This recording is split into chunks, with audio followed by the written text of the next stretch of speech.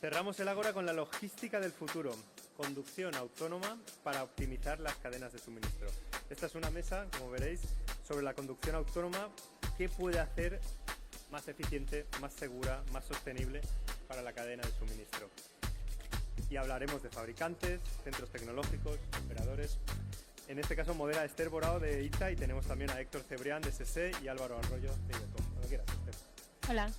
Bueno, buenos días a todas y a todos. Muchas gracias a GMC por la oportunidad de poder estar aquí hoy los tres. Es un placer para mí poder abrir esta mesa sobre conducción autónoma para optimizar la cadena de suministro.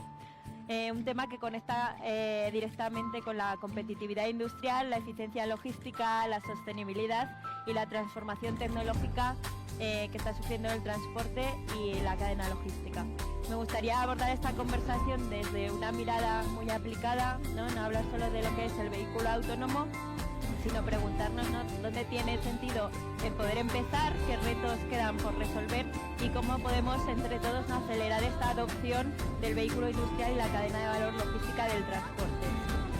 Para situarnos un poco todos, ¿no?, conviene aclarar primero qué entendemos por conducción autónoma, que no estamos hablando únicamente, ¿no?, de la tecnología ni de un salto único, sino que estamos hablando de una evolución progresiva que va desde la asistencia al conductor hasta la automatización completa. De forma simplificada podemos hablar de varios niveles. En los niveles más bajos el conductor sigue siendo quien controla el vehículo, pero cuenta con sistemas de asistencia, ¿no?, de lo que es frenada automática, control del crucero, mantenimiento de carril, detección de ángulo muerto o aparcamiento. Y es lo que conocemos como lo que son los ADAS, ¿no?, sistemas avanzados de asistencia a la conducción, y después entramos en niveles donde el vehículo puede asumir determinadas funciones de conducción en condiciones concretas, pero todavía tiene una supervisión humana, ¿no? Y luego, por último, más adelante aparece la conducción autónoma de alto nivel, sistemas capaces de operar sin intervención humana dentro de un dominio definido, es decir, no en cualquier lugar y circunstancia, sino en un entorno, ruta o caso de uso previamente delimitado. Esto es muy importante para el vehículo industrial porque quizá pues el nivel 5, el vehículo completamente autónomo en cualquier carretera, cualquier clima, cualquier situación, todavía pues esté lejos.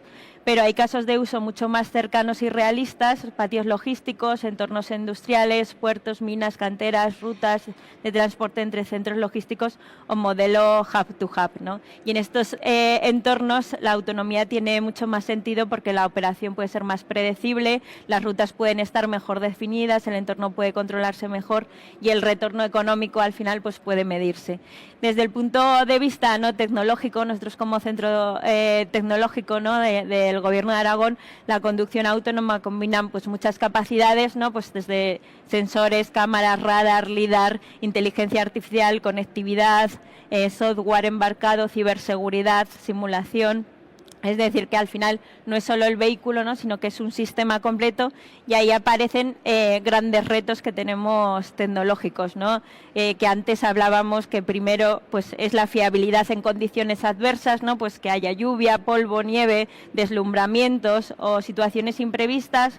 Otro que es la percepción y toma de decisiones en entornos complejos, especialmente pues, ¿no?, si tenemos personas, otros vehículos, carretillas.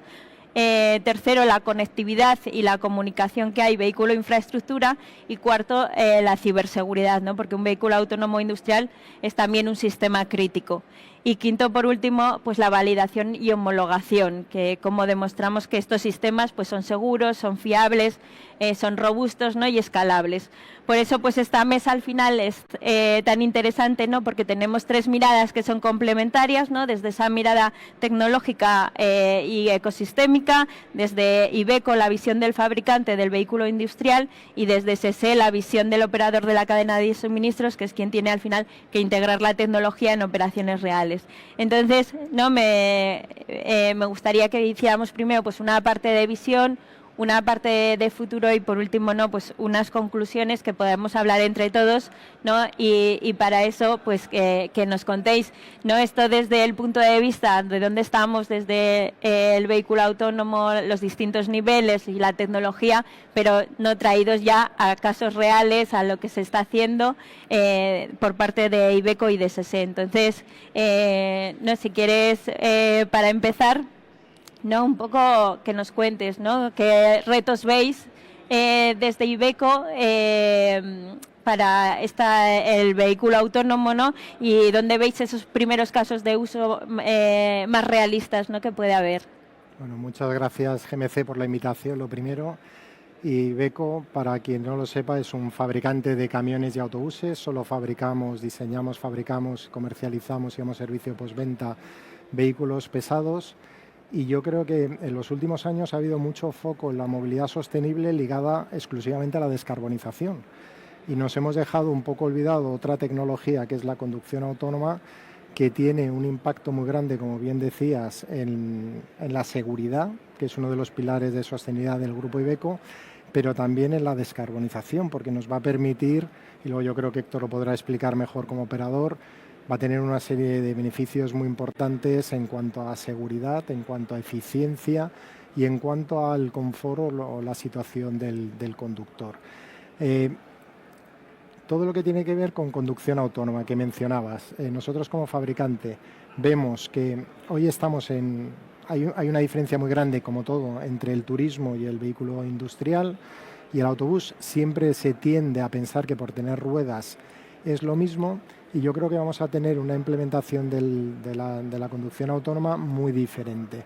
Estamos viendo ya en ciudades lo que es el robotaxi, que tiene una serie de sensores y software muy diferente a lo que nosotros vemos para el vehículo pesado, y en el caso del vehículo pesado nosotros vemos que en todo lo que tenga que ver con ODDs, que son dominios operativos específicos, que tú puedas tener rutas, como tú bien decías, con un determinado control, misiones que se repiten continuamente, todo eso se va a poder implementar la conducción autónoma antes de lo que pensamos. Entonces, misiones urbanas de autobuses urbanos puede ser, misiones hub-to-hub del vehículo industrial seguro que también vendrá.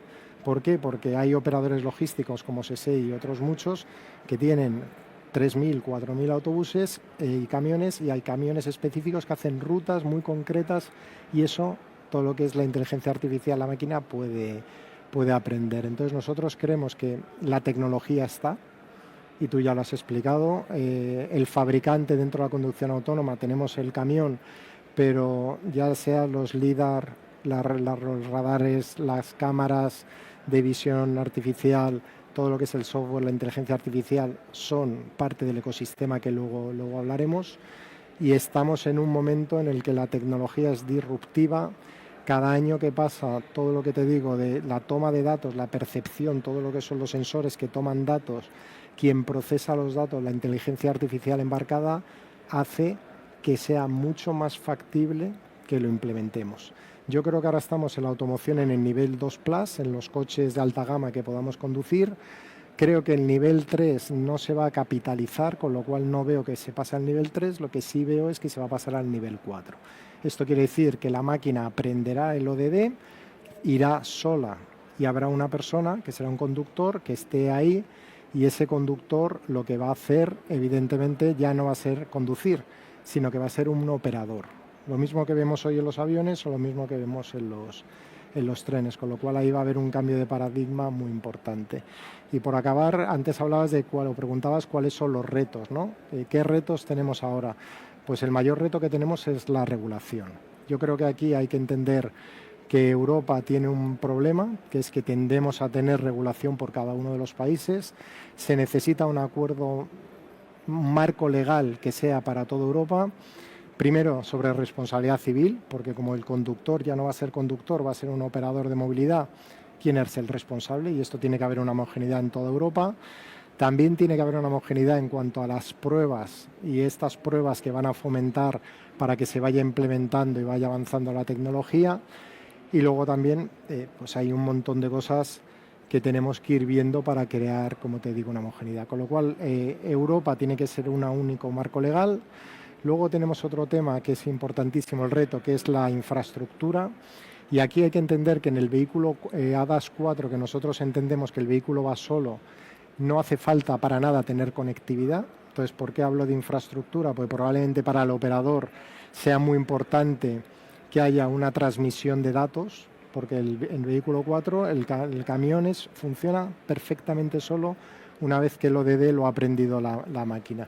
Pero la infraestructura de cara a los datos que puede necesitar el operador, la interoperabilidad cuando pasa de un país a otro y pueda, evidentemente, y la intermodalidad si lo metes en algún otro sitio, que sea propiamente que interactúe en un puerto o en algo, es muy importante pues lo que será la conectividad con el 5G o todo eso. Pero el camión autónomo hoy puede funcionar perfectamente de Madrid a Zaragoza sin necesidad de que haya una infraestructura. Y el último reto, desafío que nosotros vemos que es básico, tiene que ver con la sociedad. Aquí hemos visto en otros países que cuando se ha hablado de implementar el vehículo autónomo ha habido una reacción contraria. Primero por parte de los conductores, los conductores de camiones, que lo han visto como una amenaza hacia su puesto de trabajo. Entonces, desde el punto de vista del fabricante es todo lo contrario. Todos son ventajas para que tú tengas un puesto de trabajo mucho más confortable, menos demandante y de más valor añadido que propiamente el conducir, ¿no? Pero nos hace falta una sensibilización para que todo el mundo acepte que no va a destruir empleo, sino que va a transformar el empleo en unas condiciones mejores y evidentemente de más valor añadido. Y la segunda parte es la sociedad. Pues cuando hablamos de la conducción autónoma, hoy los aviones podrían ir perfectamente solos, pero no sé quién del público se montaría en un avión que no tuviera un piloto. Pues probablemente ya veo cabezas que dicen que no y yo tampoco me montaría en un camión. Con lo cual hace falta que el conductor que va a llevar un coche al lado del camión autónomo entienda que es seguro y es más seguro, porque evidentemente tenemos que tener en cuenta que la conducción autónoma tiene ventajas de seguridad muy grandes porque lo que es la máquina es capaz de anticipar problemas, no tiene error humano por cansancio y a la hora de tomar una decisión ante un problema sobrevenido, la reacción que tiene con todos los datos que está procesando en millones de datos en un segundo, es lo que nosotros procesamos con 2 orejas y 2 ojos, ¿no? Entonces esto va a ser desafíos muchos, pero yo creo que todos los beneficios que nos explicará Héctor va a hacer que esto se vaya avanzando. Muy bien, muchas gracias. Y tú, Héctor, bueno, cuéntanos sobre ese, pero no todo lo que él cuenta de esos retos que algunos son para vosotros, ¿no? Desde la parte no como operador logístico, como no los conductores, como luego el ponerse en contacto con la empresa destino, ¿no? ¿Cómo estáis viviendo eso y qué beneficios os puede aportar la conducción autónoma? Lo primero, muchas gracias, Esther, por la introducción y también a GMC por invitarnos a participar en esta mesa, que esperamos que pueda servir para poner un poquito de luz, ¿no?, sobre este reto de la automatización, de la conducción para las operaciones industriales, ¿no? En ese sentido, SESE es un gestor integral de la cadena de suministro, que es como nos definimos. Lo que intentamos es ofrecer soluciones para todos los tipos de necesidad, tanto ya sean de transporte, ya sean de logística o incluso de ensamblajes industriales, para dar una oferta global a nuestros clientes, ¿no?, con la idea de ofrecer soluciones sostenibles a la par que eficientes, ¿no? En ese sentido, nuestra visión y beneficios de la conducción autónoma son múltiples, ¿no? Tenemos muchos retos y creemos que la conducción autónoma puede aportar a ellos. El sector se encuentra ante un entorno de escasez de conductores cada vez más creciente. Nos encontramos también con el reto de la digitalización y la colectividad de la cadena de suministro. También nos encontramos con los retos de sostenibilidad que nos exigen, por supuesto, el ser cada vez más sostenibles y también, cómo no, seguir siendo competitivos, ¿no?, en un entorno global que exige cada vez más el avanzar en soluciones eficientes. Si no estamos a la vanguardia, al quedarte atrás te quedas fuera de mercado, ¿no? Entonces, en ese sentido, creemos que la conducción autónoma puede aportar. En la cuestión de sostenibilidad, aporta, puesto que gracias a esta eficiencia de la máquina que aprende de los conductores, vamos a poder hacer una conducción mucho más eficiente, la óptima del mejor conductor de nuestra flota en cada operación, y por tanto vamos a reducir el consumo de combustible, con eso los costes, pero sobre todo también las emisiones de CO2. Respecto a la escasez de conductores, creemos que nos va a aportar por múltiples vías. Igual a corto plazo no estamos pensando, igual que en la aviación, de que se vaya a ser sustituido el conductor. A largo plazo iremos viendo si hay algunas misiones en las que pueda llegar a verse este caso, pero también lo que va a generar es una transformación de los perfiles, ¿no? Va a generar una valorización de las actividades que está llevando a cabo el conductor, va a dejar de ser, como estaba diciendo también Álvaro, una persona que lleva la mercancía del punto A al punto B, sino que también va a tener cada vez más importancia en la gestión global de la operación, ¿no? Respecto a la conectividad, ahí quiero remarcar, ¿no? Hay un reto industrial de vehículo, ¿no? para Iveco y todos los fabricantes, que es hacer que el vehículo, que no es poco, sepa comportarse en el entorno y hacerlo de una manera autónoma sin intervención de conductor, pero nosotros, si el vehículo no está conectado a las operaciones, no sería de utilidad, ¿no? Lo que tenemos que hacer es automatizar la mayoría de los procesos y conectar todos ellos para poder tomar las decisiones a tiempo real. Es decir, tenemos que entender que una cadena de suministro parte desde el momento que el expedidor nos manda la solicitud de la orden de carga, el conductor es comunicado con un gestor de tráfico que se tiene que posicionar, se informa de su llegada, y también el conductor va informando de todos los eventos que pueden acontecer en un transporte, ¿no? Lo mismo en la operación de destino, y en el momento de descarga, además de hacer labores de ayuda para la realización, también hace un chequeo del estado de la mercancía.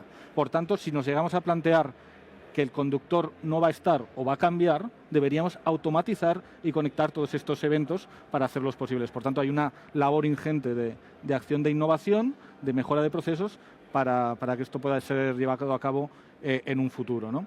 Y luego, por último, pues creemos que precisamente conectando vamos a permitir que sea mucho más eficiente la cadena de suministro. Si avanzamos con esa estrategia de que la conducción autónoma es un impulsor de la transformación de la automatización de la cadena de suministro, vamos a poder hacer una gestión más eficiente al tener los datos conectados, trazados, vamos a poder tomar decisiones a tiempo real y, por tanto, vamos a permitir que nuestras empresas y nuestros clientes sean más competitivos y reforzados ante sus competidores, ¿no? Esos serían principales beneficios, ¿no? Los retos por delante, relacionado con lo anterior, sería esa conectividad, que es ingente, esa labor, y ya también ha comentado Álvaro, ¿no? Yo creo que también tenemos una labor de concienciación a la población pública de que es seguro, de que vamos a tener vehículos en las carreteras que no solo no van a generar un riesgo al resto de usuarios, sino que van a generar una mejora porque tienen sistemas para evitar el error humano. También vamos a trabajar de una manera conjunta con las autoridades para establecer los marcos adecuados para regularlo y también para hacer estos pilotos de pruebas, ¿no? Creemos que los siguientes pasos tienen que ser testar mediante casos de usos, pilotos concretos. En este momento estamos explorando las vías de hub to hub y poco a poco iremos viendo qué otros casos de uso podemos ir desarrollando para avanzar este camino, que va a tardar en llegar al final, pero que va a empezar a generar valor en sus desarrollos progresivos, ¿no? Yo ahí simplemente remarcar que creemos que esos pilotos, si bien no van a dejar de tener un conductor a bordo, nos van a permitir pues generar ahorros en combustión, reducción de emisiones y, por tanto, también una mejor conectividad y eficiencia de nuestras operaciones. Yo sí puedo, Esther, sí, claro. Cuando hablamos de ahorro en combustible, eso automáticamente, cualquier ahorro en combustible lleva aparejo una reducción de emisiones. Se están hablando de en torno al 15%, porque optimizar la velocidad, optimizar la conducción, la máquina que aprende de los mejores conductores y luego con toda la sensorización que tiene toma las mejores decisiones, eso es que nos va a traer un ahorro de combustible, pero luego tiene otra serie de beneficios, como puede ser la optimización de la infraestructura. O sea, al vehículo autónomo le da igual conducir de día que de noche. Le da igual conducir de día y de noche. Entonces, ahí, a la hora de conducir de noche, en el que hay un tráfico mucho menos denso, puedes incluso reducir mucho más hasta el combustible, por ende las emisiones. Y todos los que nos dedicamos evidentemente a la cadena de valor del vehículo industrial, pues nos da gusto ver camiones por nuestras carreteras, pero es verdad que cuando te vas de viaje en vacaciones a la playa, vas pasando camiones, pues siempre dices, oye, qué pena que no vayan por la noche. Pues con la conducción autónoma esto evidentemente puede ser una realidad, porque la máquina le da, es indistinto conducir de día y conducir de noche. Yo creo que hay que mandar el mensaje que el nivel 5, que es automatización plena sin conductor, yo creo que la sociedad no está preparada para ver un camión en el que no hay nadie dentro que en el caso de un problema pueda coger los mandos del camión como va a pasar en los aviones, ¿no? Pero sí que es verdad que ya existen entornos de mina y de puertos en el que hay vehículos, hay hadas nivel 5, en el que no hay un conductor dentro. Es verdad que luego hay una, con la conectividad puede ser como los drones, que des un apoyo, ¿no? Pero es verdad que la tecnología hoy es plenamente capaz de hacer autonomías, de conducción autónoma en ciertos contextos y entornos predefinidos. Y esto va a ir a más, porque cada día más la disrupción tecnológica a lo que tú te dedicas, cada mejora que estamos viendo de lo que era hace un año, lo que era lo otro, y no tengamos miedo a implementarlas, porque es que si no las implementamos, evidentemente se van a dar en otro lado. Y aquí yo creo que es fundamental entender qué ha pasado con el vehículo eléctrico, en el que la tecnología se ha desarrollado en otros continentes que no es el europeo, y yo creo que el regulador europeo debería entender que cuanto más hagamos casos de uso en Europa, más empecemos a implementar esta tecnología, a testar esta tecnología, más vamos a crear un pozo y un ecosistema que nos permita ser líderes del mercado, porque esto tiene muchos usos, no solamente civil, sino también militar. Pues es fundamental en un mundo en el que vivimos ahora, que parece que la defensa es tan fundamental para todos, es importantísimo no perder de vista la conducción autónoma. Sí.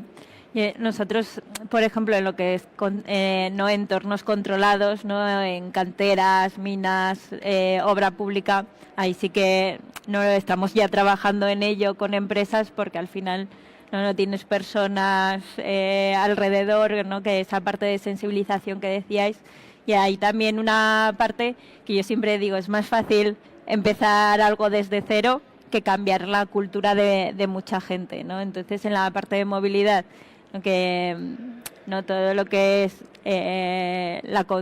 los vehículos de siempre, no, ahí es muy fácil, pero una vez que tenemos que cambiar la cultura, las formas de hacer, ¿no? De gente que lleva muchísimos años trabajando en lo mismo, pues es más complejo, ¿no? Y por eso también, en mi opinión, pues que Europa, Estados Unidos y China, pues avance mucho más rápidamente que Europa, ¿no? Que estamos acostumbrados a trabajar de una determinada manera y ahora, ¿no? Tenemos que hacer entre todos ese cambio y aparte, ¿no? Lo que se dice siempre, ¿no? Europa regula mientras el resto innova y ahí tenemos, ¿no? Como decías, ese reto de la regulación, tanto, ¿no? Que haya un marco general para todos, y también con la IA Act, todo el tema de la inteligencia artificial, de los datos, de para qué se usan, ¿no? Que el sistema sea confiable. Para mí también es muy importante la ciberseguridad, ¿no? Que no te puedan hackear el vehículo en ninguna parte y que al final sea fiable para todos los que estamos alrededor.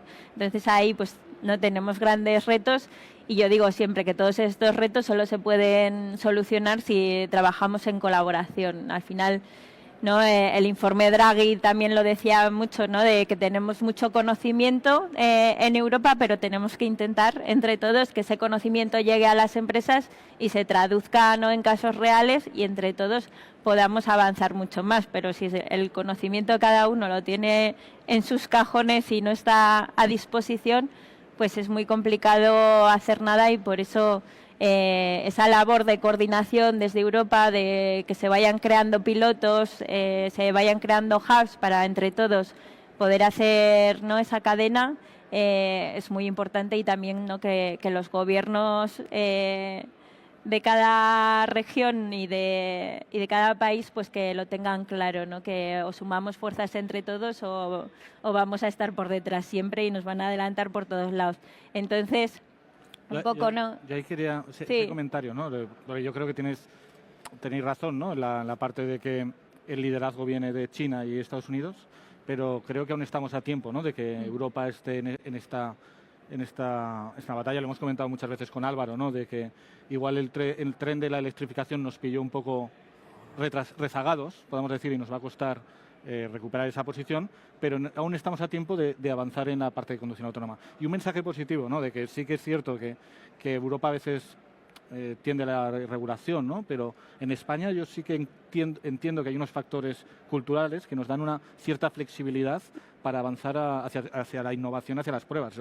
Por la experiencia que tenemos nosotros con otros casos, como cuando innovamos con los duotrailers o otro tipo de soluciones para la logística, nos encontramos con una administración más proclive y con un ecosistema que es rápido para actuar y encontrar soluciones, ¿no? Y entonces yo creo que sí que mandaría ese mensaje optimista de que tenemos un ecosistema capaz de desarrollarlo y liderarlo. En ese sentido tenemos fabricantes con fábricas y centros tecnológicos como Iveco en España. Tenemos centros de innovación como el ITA, ¿no? que están a la vanguardia, están testando tecnologías de conducción autónoma en entornos privativos, ¿no?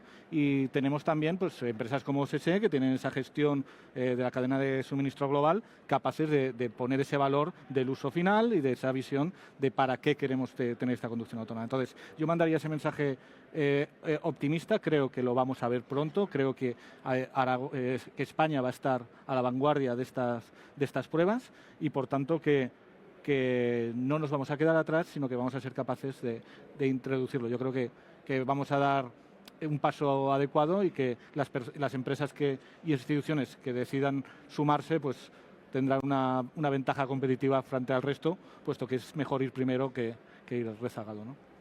En España hay un marco legal desde hace bien poco que fomenta estos casos de uso, con lo cual yo creo que España está haciendo bien los deberes, pero aquí tenemos que ser europeos. O sea, no solamente basta que España lo haga bien, sino que si queremos realmente ser líderes tecnológicos europeos, nos hace falta el marco legal europeo. En España, la DGT, el Ministerio de Industria, han entendido que la movilidad no solamente es eléctrica, hay también otra pata que es autónoma y conectada.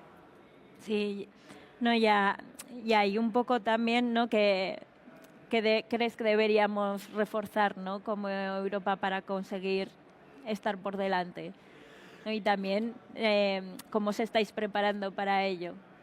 A ver, yo creo que Europa, como todo en la vida, no tenemos que dar soluciones únicas para toda la movilidad, porque la movilidad no tiene nada que ver que alguien se quiera desplazar a la playa y poder ir a Santander, Alicante o a Estepona que una misión de una herramienta de trabajo como puede ser un camión o un autobús, ¿no? Entonces, nosotros lo que queremos es que hay que segmentar, hay que entender bien cada caso de uso.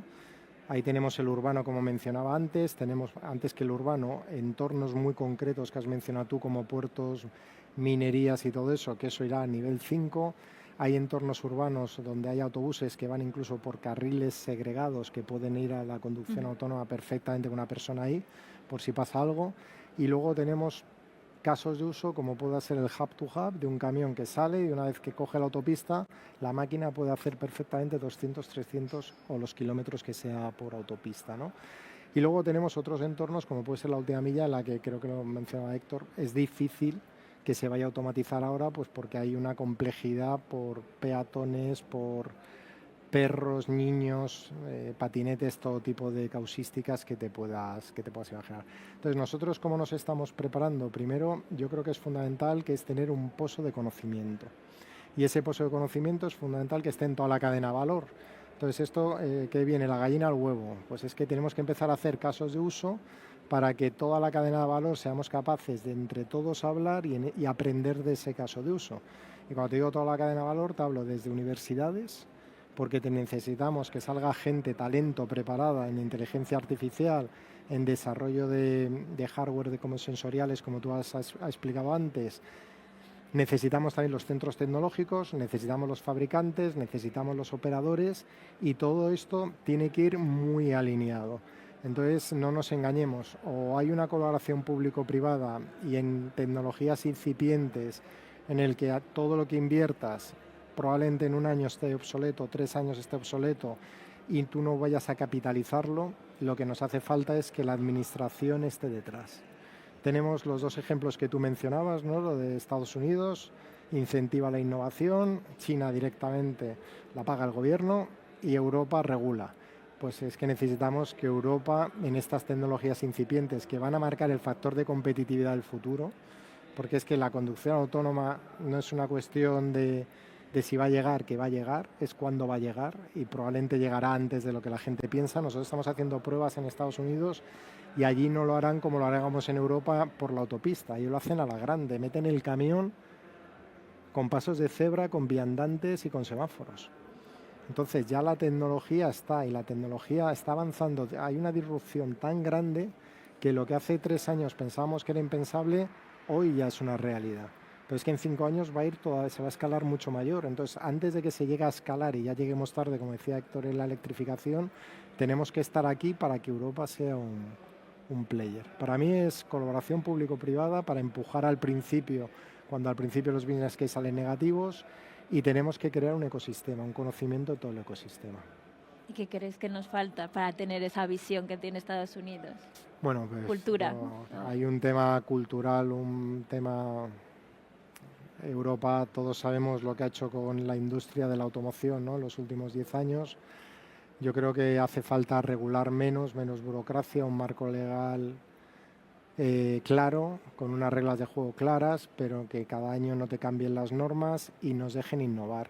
Y yo creo que, mira, uno de los temas que no hemos mencionado, pero yo lo estoy viendo en el rol que tengo, Europa no premia la innovación. O sea, parece que te están permitiendo deducciones fiscales en I+D, que son minucias, que llegas al 25% con un esfuerzo de justificación tremendo, cuando hay otros continentes en el que es el 100%. O sea, la innovación no se tiene que ver como un gasto, se tiene que ver como una inversión. Es el futuro.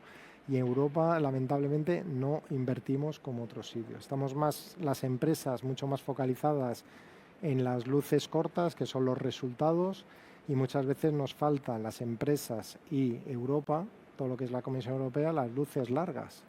Que las luces largas es cómo va a ser el futuro y empezar hoy a transformar el presente para llegar siendo competitivos en el futuro. Y ahí, Héctor, ¿tú cómo lo ves, ¿no?, para hacer esa transición, ¿no?, desde los clientes industriales, cómo tienen que todos los agentes hacer esa transición para llegar? ¿Te refieres a intentar para poder involucrar a todos los procesos para poder hacer autónoma la operación, ¿no?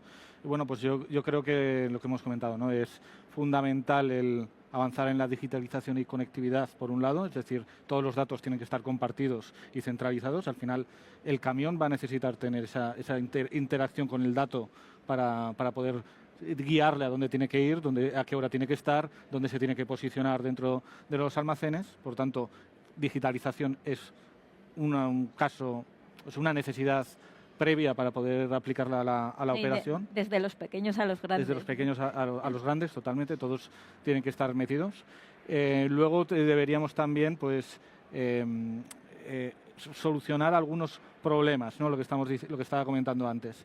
El vehículo también se tiene que integrar con nuestros sistemas para, en caso de que hay un atasco, en caso de que hay cualquier incidencia, sea capaz de comunicarle, que nosotros también le demos las instrucciones de dónde se tiene que posicionar. Y, por ejemplo, no menor, ¿no?, tenemos que solucionar algunas cuestiones normativas y tecnológicas, es decir, como por ejemplo ahora el conductor es la garantía de que el expedidor ha enviado la mercancía que se está entregando en el punto final. Si eliminásemos en un momento determinado a esa figura, ¿cómo conseguimos trazarlo y asegurar que lo que dice que ha recibido uno es realmente lo que ha enviado el otro, ¿no? Entonces tenemos que ver cómo solucionamos las firmas digitales, tenemos que ver cómo tecnológicamente se reconoce la mercancía que hay dentro y el estado de esta, si está en buen estado o no está en buen estado, y por tanto es múltiple los retos que tenemos por delante.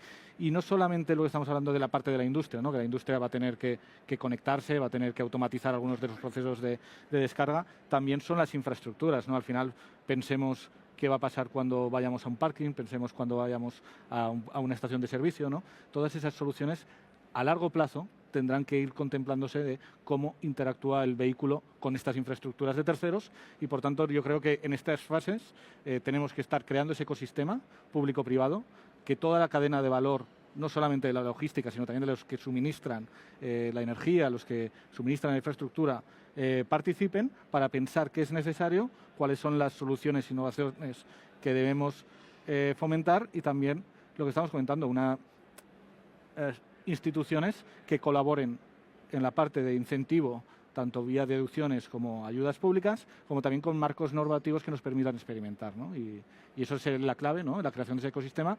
Yo creo que los que estamos aquí estamos intentando crear y ser parte que empujen esa transformación, y creemos que se van a sumar muchas más empresas e instituciones para poder hacerlo posible.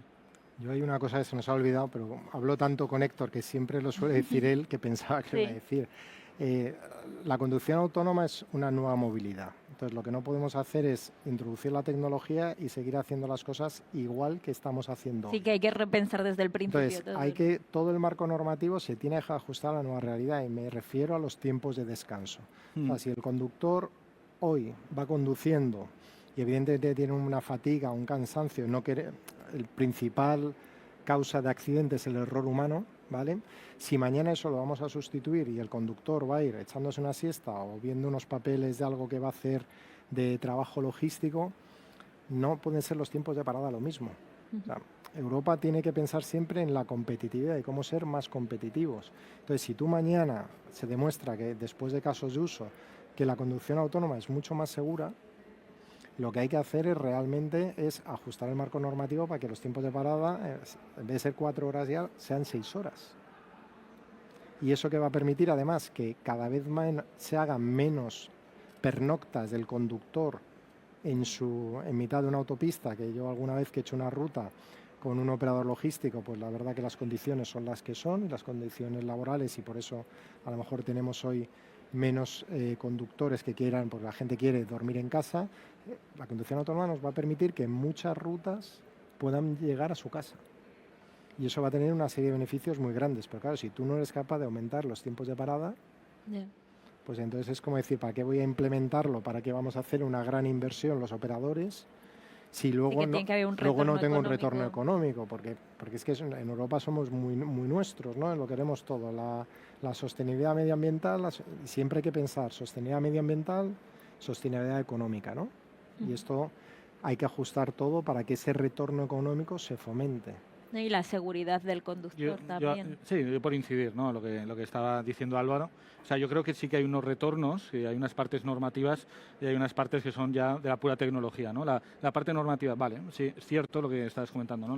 La flexibilización de los tiempos de conducción, al variar la implicación que tiene el conductor en la operación, podríamos relajarnos y conseguir lo que estamos diciendo, reducir o poder permanecer más horas en operación, y facilitando sobre todo ese retorno a casa, ¿no? Lo que estábamos diciendo. Por ejemplo, ahora mismo tenemos unos problemas de que, como solamente se permiten esas 9 horas de conducción y 2 veces a la semana 10 horas, si un conductor se queda sin disco, no puede llegar a su casa, y por tanto eso está generando un impacto no solamente económico, sino también social, ¿no? Ese conductor tiene unas condiciones peores, y lo que hace también es que haya un desincentivo precisamente a que se vayan introduciendo nuevas generaciones al sector, ¿no?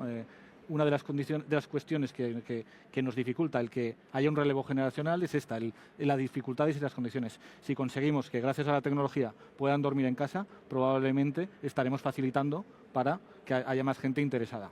Luego, por otro lado, también yo creo que hay un retorno económico, ¿no? Cuando hablamos, por supuesto, de que reducir el consumo son emisiones, también son costes, ¿no? Porque esa reducción de consumo litro se va a repercutir en la cuenta de resultados, ¿no? Nosotros creemos que poco a poco ya podemos ir avanzando, igual no en una conducción plena, pero en una conducción más eficiente, ¿no? En el sentido de que la máquina, con la información del tiempo de entrega, con la información también de la ruta que va a operar, pueda calibrar cuál es la velocidad más óptima en cada tramo. Eso va a generar un retorno, ¿no? Y luego también la conducción autónoma es un dinamizador de la transformación, es decir, como nos obliga a conectarnos, nos va a hacer más eficientes. Por tanto, también va a generar ese retorno. Nosotros creemos que los primeros pasos siempre necesitan de un apoyo público, ¿no? Para poder hacer viable estos pilotos, pero en unas fases no tan lejanas empezaremos a ver esos retornos, no en conducciones autónomas plenas, pero sí en una profundización de las tecnologías de conducción autónoma, ¿no? Yo creo que ese es el camino.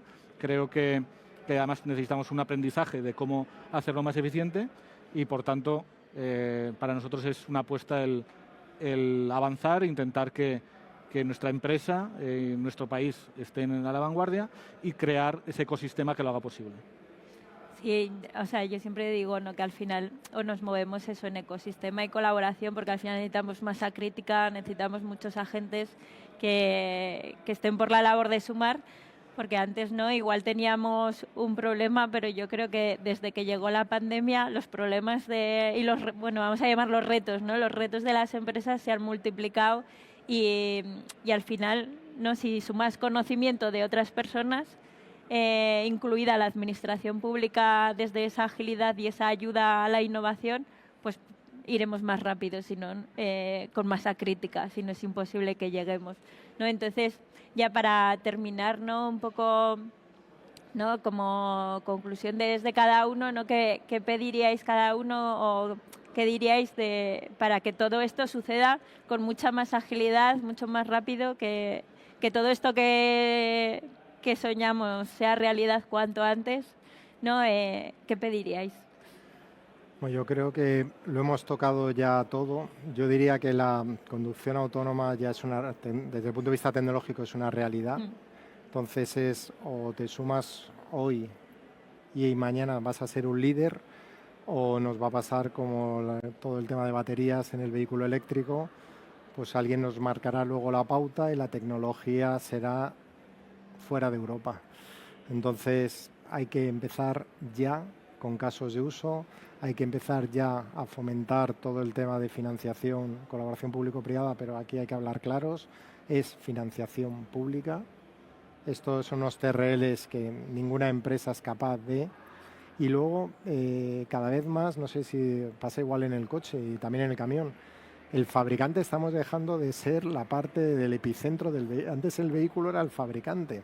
Ahora hay tantas cosas, y en el vehículo autónomo ya tienes la inteligencia artificial, el software, los sensores que has mencionado, que realmente tú eres una parte, pero ya no eres la fundamental, sino eres una pequeña parte, una parte todavía mediana de lo que es la movilidad. Que ahora hay mucho más software que hardware. Cuando atraemos nosotros al talento que tú mencionabas, el talento quiere trabajar en una empresa conectada, autónoma, o sea, ya fabricar camiones, lo que son la mecánica, los hierros, no es atractivo, o sea, es mucho más atractivo todo lo que es esto, que es una cadena de valor extendida, con nuevos servicios y nuevas tecnologías que son hiperatractivas. Pero yo, por concluir, Europa tiene que liderar la conducción autónoma y no hay tiempo que perder. Muchas gracias. Vale, pues sí, yo por mi parte, un mensaje similar al que ha planteado Álvaro, ¿no? En la parte de que Europa tiene que liderarla, ya se ha comentado que tiene que haber un apoyo financiero por parte de las instituciones, pero yo también miraría también el lado al ecosistema, ¿no? Incidir en que tenemos que ponernos todos a repensar esta nueva logística del futuro, esta nueva movilidad del futuro.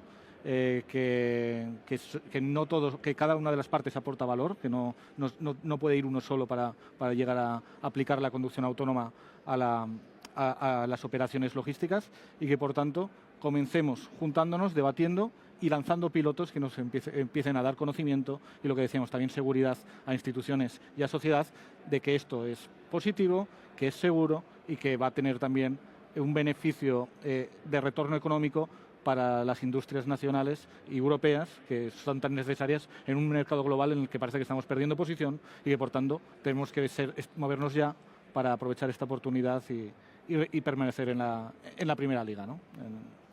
Muchas gracias, Héctor. Bueno, pues concluimos aquí, ¿no? Me quedo con eso, que necesitamos liderazgo desde Europa, administraciones, ¿no?, a las empresas tractoras como vosotros y todas las pymes y cadena de valor, ¿no?, centros tecnológicos que hay detrás, para que esto ocurra, porque es realidad, pero que no ocurra, ¿no?, en unos años, sino que ocurra ya. Así que me quedo con ello y muchas gracias a todos. Gracias. Muchas gracias. Muchísimas gracias, Esther, Álvaro, Héctor. Vale. Un placer. Como decía, last but not least.